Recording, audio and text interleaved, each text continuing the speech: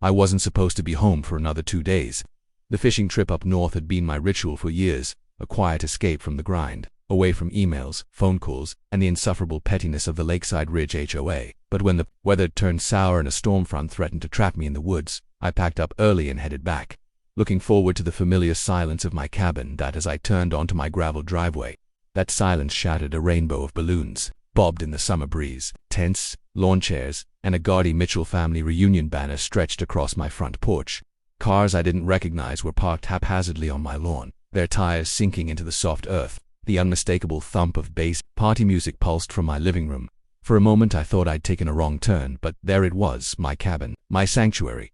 Hijacked Darton, standing at the top of the porch steps, sipping from a margarita glass like she owned the place, was Karen Mitchell, the HOA president, neighborhood busybody, and self-appointed queen of community standards. She waved at me, beaming as if she'd just spotted an old friend. "Tom, you're back early," she called out, as if I were an unexpected guest at her private resort. I stepped out of my truck slowly, fists clenched, heart pounding. "Karen, what exactly is going on here?"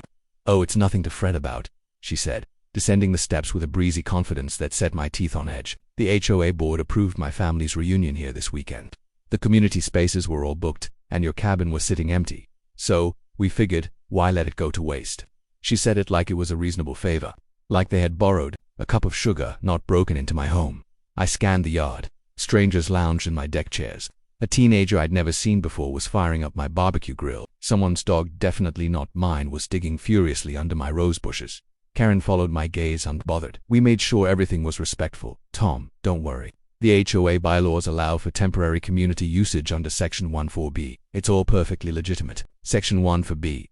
The infamous catch-all clause Karen had been abusing for years. It was meant for shared facilities at Clubhouse, the lake dock, not private residences. But Karen, in her endless crusade for control, had a talent for bending rules until they fit her whims. "Karen, this is trespassing," I said, voice low but firm. "You had no right to step foot on my property, let alone host a party." Her smile didn't falter. "Tom, don't be so territorial. The HOA fosters a sense of community. We all share. You're part of something bigger here." Bigger, that word stuck. To Karen, community was code for control, for power plays dressed up as neighborhood unity. I took a breath, trying to keep my composure as her husband strolled out of my front door with a beer in hand, giving me a casual nod like he was doing me a favor by enjoying my home. "You're welcome to join us." "Of course," Karen added with a patronizing grin. "We'll only be here for the weekend." I could have erupted, could have called the cops right then and there, but standing there, surrounded by Karen's smug entitlement, a far better idea crystallized in my mind. I forced a smile. Of course Karen wouldn't want to disrupt your bathering. The surprise flickered in her eyes, but she recovered quickly, misreading my calm as defeat. She thought she had one, that I was just another neighbor too weary to fight the HOA machine. I turned back toward my truck, grabbed my overnight bag, and made a show of strolling toward the guest cabina, small structure at the edge of my property. Karen called after me, her tone saccharine. "Tom, it's lovely that you're being so understanding. Shows real community spirit." I didn't reply. My mind was already working. She had just overplayed her hand in the worst possible way. Tonight I'd let her bask in her illusion of victory, let her think she'd commandeered my life without consequences. But by dawn, she would learn the hard way that my patience wasn't submission, it was strategy, and Karen Mitchell was about to find out exactly what happens when you turn someone's sanctuary into your personal vacation spot. The guest cabin was a humble structure, just a single room with a creaky bed, a desk, and a view of the lake. Tonight it felt like a war room. I sat by the window, watching Karen's family sprawl across my land like they owned it. Her nephew was now tossing a football dangerously close to my truck. Her sister had commandeered my porch swing. Even my loyal golden retriever Max looked confused, pacing by the cabin door as if asking permission to chase them off. I ran a hand over my face, the weight of Karen's audacity settling in. This wasn't about a family reunion. This was a power display. Karen had been itching to assert dominance over me ever since I'd challenged her ridiculous HOA proposals last fall. Denying her demand to build a community volleyball court on my land had apparently wounded her ego beyond repair. Tonight was her retaliation, but I wasn't going to give her the satisfaction of a public outburst. That's what she wanted. Karen thrived on scenes on, turning private disputes into spectacles she could spin to her advantage. No, if I was going to take her down, it had to be precise, calculated. I picked up my phone and made my first call. "Evening, Sheriff Collins. You got a minute?" Collins had known me since I was a kid. He also knew Karen and her history of creative interpretations of HOA bylaws. When I explained the situation, there was a long, familiar sigh on the other end. "She really thinks she can pull that Section 14B stunt on private property." he asked, incredulous. She's got half the neighborhood convinced it's legitimate, I said. But I'd rather not have a shouting match on my front lawn. I need this done clean. You want me to come out tomorrow morning? He asked. And I'm also bringing in the press. Time people see what's really going on here. All right, Tom, I'll make sure we do this by the book. I hung up and immediately dialed Angela Brooks, an old college friend turned local reporter. Angela had a reputation for exposing HOA overreach. This story would be red meat for her. By the time I was done, the plan was in motion, but Karen wasn't done rubbing salt in the wound. Around 10 p.m. there was a knock on the guest cabin door. I opened it to find her standing there, margarita in hand, wearing a smug grin that made it clear she thought she was checking on me. Tom, I hope the guest cabin's comfortable, she said sweetly. I'd hate for you to feel displaced. I gave her a flat smile. I'm just fine, Karen. She took a sip, scanning the modest interior as if assessing a vacation rental. You know, the HOA's been discussing the idea of designating spaces like this for community use. It fosters inclusiveness, Tom. You should embrace it. It was again that manipulative blend of faux community and veiled threat. Karen didn't care about inclusiveness. She cared about control. And she was drunk on it tonight. Interesting, I said, keeping my tone neutral. I suppose the board will have to iron out the legalities of commandeering private dwellings. Karen laughed, oblivious. Oh, don't get hung up on legalities, Tom. This neighborhood is about relationships, not red tape. If we all just cooperate, things go smoothly. Her words were honeyed, but her eyes flashed with challenge. This was her turf, her stage, and she thought I was cornered, but tomorrow, the stage would be mine. Well, you all enjoy yourselves tonight, I said, stepping back. Big day tomorrow. Karen tilted her head, confused. Oh, what's happening tomorrow?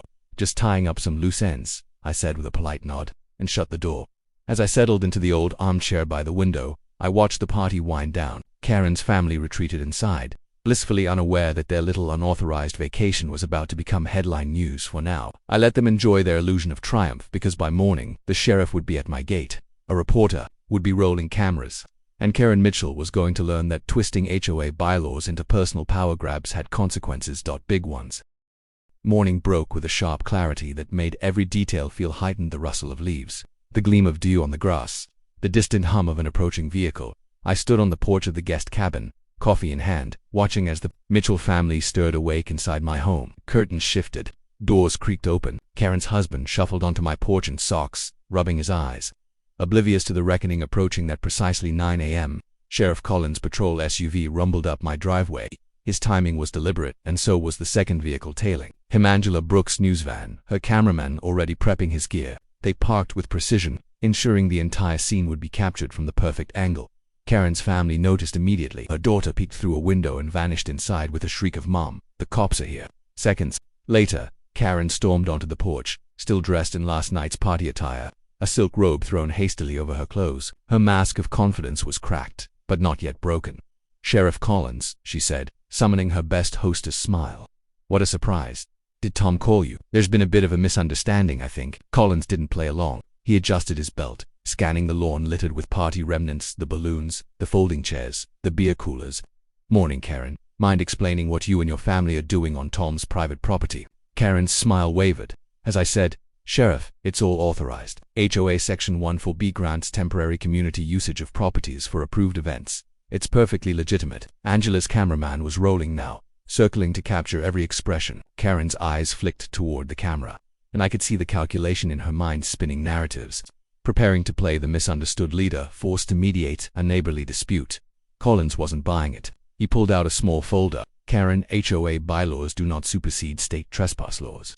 Section 14B applies to common areas, community pools, clubhouses, and the like. This cabin, it's Tom's private residence. You have no legal standing here." Karen's jaw tightened. "Sheriff, this feels a bit heavy-handed. There's no need to escalate. We're all neighbors. Surely Tom can be reasonable." I stepped forward then, calm but resolute. Reasonable would have been asking for permission, not breaking in and hosting a party in my home. Angela, to her credit, was silent, letting the moment breathe as her camera recorded every flicker of emotion. Across Karen's face, the sheriff continued, voice steady. "I should be cuffing you for criminal trespass, Karen, but Tom here's giving you an out." Karen blinked, unsure. "An out?" I nodded, savoring the shift in power. "You and your family clean up this property. Every chair, every streamer, every beer can restore what you've damaged. And you issue a public apology on camera, admitting the HOA overstepped. Do that, and I won't press charges." Her face flushed red, pride warring with fear. Karen wasn't used to public defeats. She lived off optics, being the authoritative figure who always had the last word. But here, under the lens of Angela's camera and the sheriff's watchful eye, her options were razor-thin. Behind her, her husband whispered something, gesturing nervously toward the sheriff's badge. Karen's daughter hovered in the doorway, wide-eyed and anxious. Finally, Karen straightened her robe, forced a brittle smile and said, "Of course, Tom, we'll make this right. The HOA believes in accountability." Angela took that as her cue. "Wonderful, Karen. Let's start with a few words about how this situation unfolded." Karen's smile twitched, but she nodded. The camera lens was relentless. By noon, the Mitchell family was reduced to manual labor. Karen's designer sandals were caked in mud as she yanked down party decorations. Her husband silently gathered trash, while their teenage daughter scoured the deck.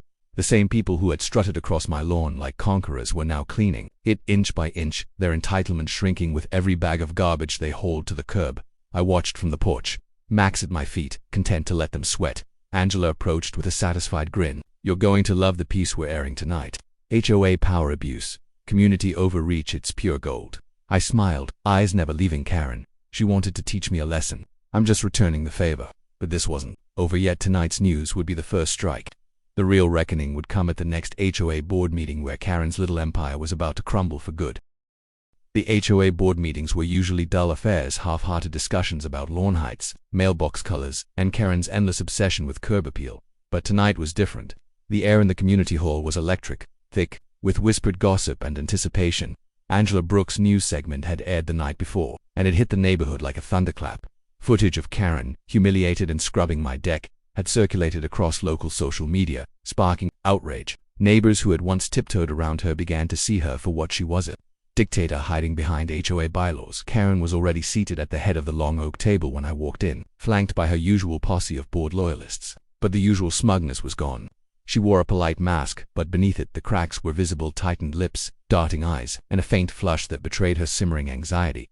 The room quieted as I took my seat across from her. "Begin," Karen announced, voice brittle. "We have important community matters to discuss." But before she could steer the narrative, I cleared my throat.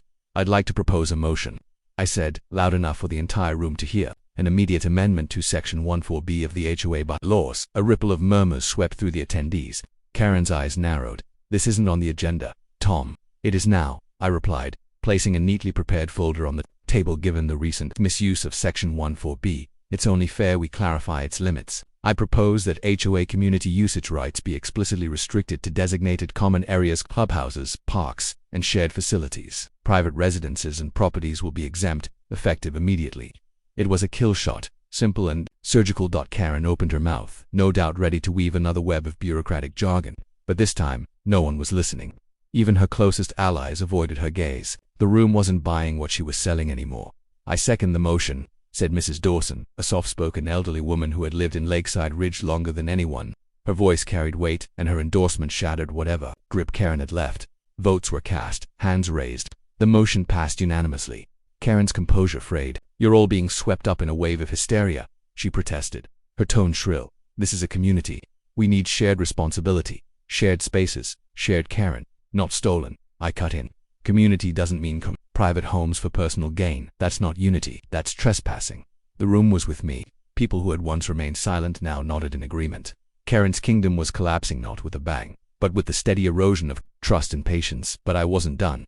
"There's one more item," I said, keeping my gaze locked on hers. "Given the recent incident and the negative exposure it has brought to this community, I move that Karen Mitchell step down as HOA president, effective immediately." The silence was deafening. Karen's face turned a deep, furious red. "This is a witch hunt," she hissed. "You're all turning on me because of one misunderstanding."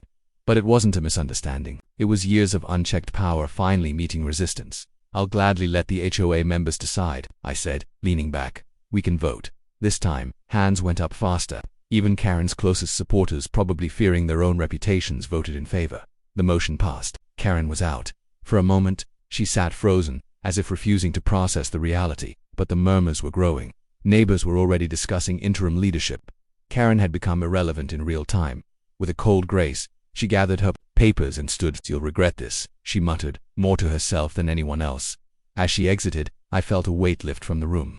For the first time in years, Lakeside Ridge wasn't under the thumb of Karen's manufactured authority. After the meeting, neighbors approached me, people I barely knew, thanking me for standing up. It wasn't just about my cabin anymore.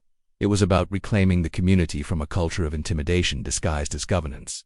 Walking back to my truck, I spotted Angela waiting near the parking lot. notebook in hand. She didn't need to say anything.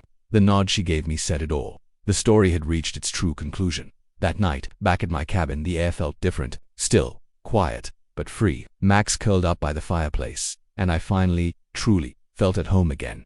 Karen had used the HOA to try and control everyone. She'd turned bylaws into weapons. But in the end, her greatest misstep was believing no one would dare push back. She had no idea how wrong she was.